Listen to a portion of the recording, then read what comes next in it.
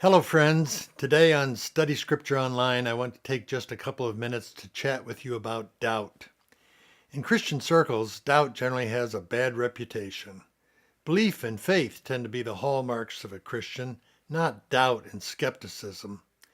But I want to suggest to you that an honest doubter and a truth-seeking skeptic are far more honorable than those who profess to believe everything the Christian faith teaches, but never take the time or effort to examine their personal views.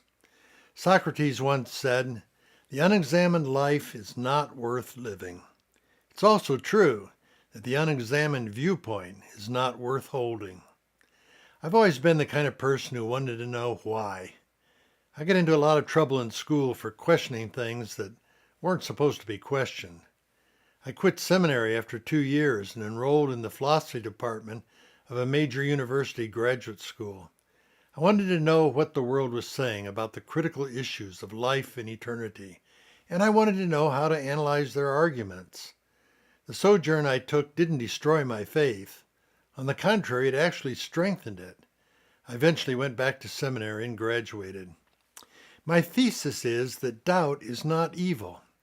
In fact, it is inevitable for a thinking person to doubt, and it can produce good results, so long as doubt does not itself become our creed, or we become proud of our doubt.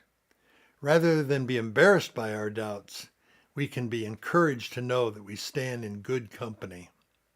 When the 11 disciples met with Jesus in Galilee after his resurrection, some among that famous group weren't sure it was for real. The Apostle Matthew, an eyewitness of the encounter, later wrote in Matthew 28:17, "When they saw him, they worshiped him, but some doubted."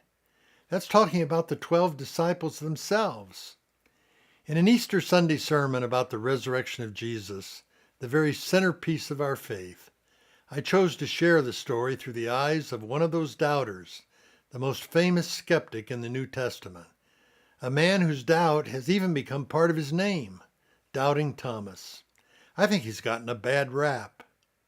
For further exploration of this topic, click the link below, which will take you to a sermon entitled "In Celebration of Doubt."